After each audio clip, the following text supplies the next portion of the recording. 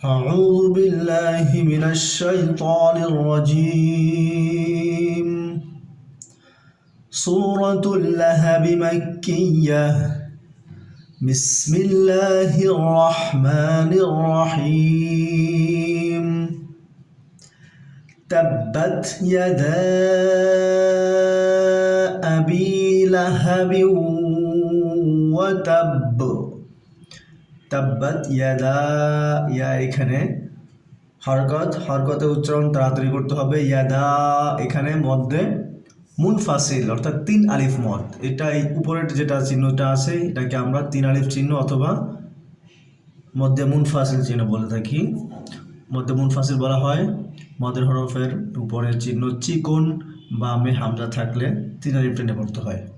মধ্যে মুনফাসিল এখানে আমরা 3 আলিফ টেনে পড়ব। ইয়াদা আবি, হামজার উপরে যেহেতু হরকত আছে, এক জবর এক জের এক পেশকে হরকত বলে, এই জন্য আমরা হরকতের উচ্চারণ তাড়াতাড়ি করব। বি, বায়ের নিচে জোর আছে, জের আছে, এই জেরের বাম পাশে জজমলা ইয়া হলে মধ্যে তবাই 1 আলিফ টেনে পড়তে হবে। লাহা বিউ, লামে হরকত তাড়াতাড়ি করে পড়ব, হাতে হরকত তাড়াতাড়ি করে পড়ব। বিউ এখানে ঈদগামে বাগুন্না, কারণ বায়ের নিচে দুইটা জ্বর অর্থাৎ তানবিন আছে। আমরা জানি নুন সাকিন বা তানবিনের পরে ঈদগামে বাগুন্নার 4 হরফের কোনো এক হরফ আসলে গুন্নার সাথে মিলিয়ে পড়তে হয়। লাহা বিউ, যেহেতু ঈদগামে বাগুন্নার 4 হরফের মধ্যে একটি হচ্ছে ওয়াও আর 4টি হরফ হচ্ছে ইয়া মিম ওয়াও নুন। এখানে 4টির একটি হচ্ছে ওয়াও, তাই আমরা এখানে ঈদগামে বাগুন্না করে পড়ব। লাহা বিউ ওয়া তাব, ওয়াওর উপর হরকতের উচ্চারণ তাড়াতাড়ি করতে হবে। তাব, বায়ের এখানে অনেকে আমরা বলি ওয়া তাব্বাহ, ধাক্কা দিয়ে বলি, যেহেতু ধাক্কা দিয়ে বলা যাবে না, কারণ ধাক্কা দিয়ে বলে শেষে বায়ের পর একটা হা চলে আসে, এই জন্য আমরা অতাব বলে বাটা ছোট করে বলবো। এরকম তাব্বাত ইয়াদা আবি লাহাবি ওয়া তাব মা আগনা আনহু মালুহু ওয়া মা কাসাব। মা এটা মধ্যে মুনফাসিল, ইয়াদার মতোই, ইয়াদা এখানে যেখানে মধ্যে মুনফাসিল 3 আলিফ টেনে পড়েছিলাম, এখানেও মা 3 আলিফ টেনে পড়তে হবে, কারণ উপরে চিকন চিহ্ন বামে হামজা আসছে। না গইন, এটা হচ্ছে হলকের মধ্যখান হইতে গইন খ। না না এখানে মধ্যে তো ভাই 1 আলিফ টেনে পড়ব। আনহু, আইন নুন জবর আন হু, এখানে নুন সাকিনের পরে ইজহারের হরফ হা আসছে, এই জন্য গুন্না ছাড়া স্পষ্ট করে পড়বো আনহু। মালুহু, মা জবরের বাম পাশে খালি আলিফ মধ্যে তোবাই 1 আলিফ টেনে পড়তে হবে। লুতে তাড়াতাড়ি করে পড়বো, কারণ হরকত হু 1 আলিফ টেনে পড়বো, কারণ আমরা জানি খারা জবর খারাজের উল্টো বেশ হলে 1 আলিফ টেনে পড়তে হবে, এটা মধ্যে তোবাই।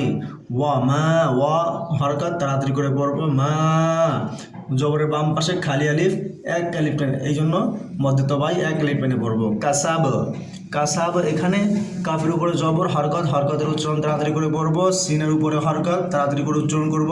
সাব, এখানে যেহেতু আমরা ওয়াকফ করছি তাই ওয়াকফের শেষে আমরা বলেছিলাম 2 জবর ছাড়া বাকি যেগুলো আছে, যেমন 2 পেশ 2 জের 1 জবর 1 জের 1 পেশ, এগুলোকে ওয়াকফের সময় আমরা সাকিন করে দিব।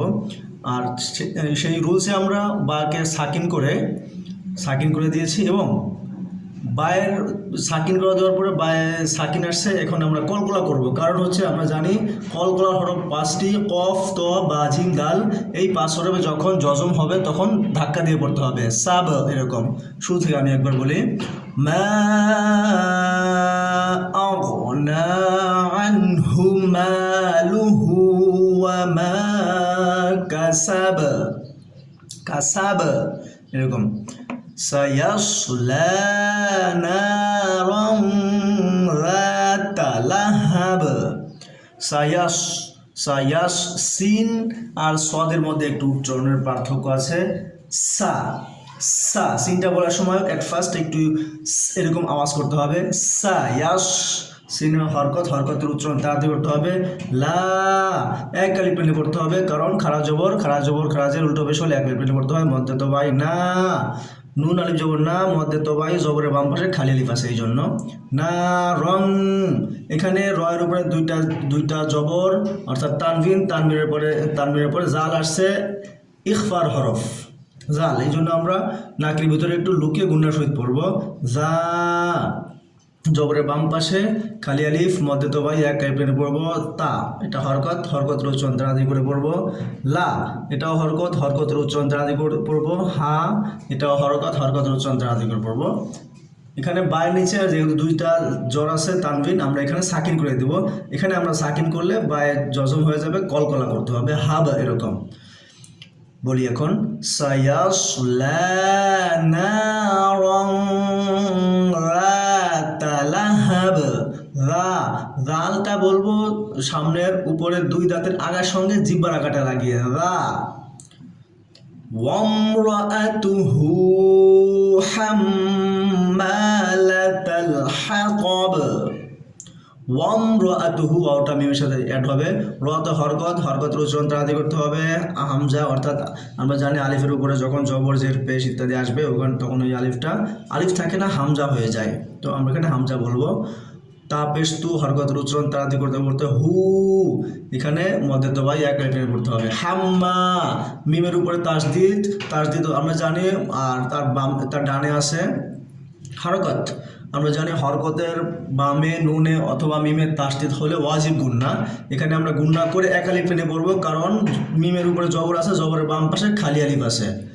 লাতাল লামে হরকত, তায় হরকত, এবং হাতব এটা দুইটাই হাতে এবং ততে হরকত, এবং বাতে একটা সাকিন করে কলকলা করব এভাবে। ওয়ামরাআতুহু হাম্মালাতাল হাতাব ফি জিদিহা হাবলুম মিন মাসাদ।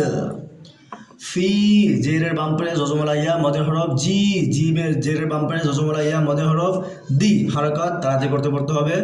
হা জবরের বাম পাশে খালি আলিফ মদের হরফ, এক আলিফ টেনে পড়তে হবে। হাবলুম এখানে হায়ের উপরে জবর আছে, বায়ের উপরে সাকিন আছে, যেহেতু কলকলা করে পড়তে হবে। হাব এরকম। লুম লামের উপরে তাসদিদ, আর আমরা জানি লামের উপরে তানবিন, দুই জবর দুই জের দুই পেশকে তানবিন বলা হয়। আর আমরা জানি নুন সাকিন বা তানবিনের পরে ঈদগামে বাগুন্নার চার হরফে কোন একরব আসলে গুন্নার সাথে মিলে পড়তে হবে। এখানে বাগুন্নার মিম আসছে, এই জন্য লুম, তারপরে মিম মাসাদ। এখানেও নুন সাকিনের পরে ঈদগামে বাগুন্না হরফ মিম আসছে, এই জন্য আমরা ঈদগামে বাগুন্না করে পড়বো। মা বিলবির উপরে জবর, সেহেতু আমরা তাড়াতাড়ি করে পড়বো।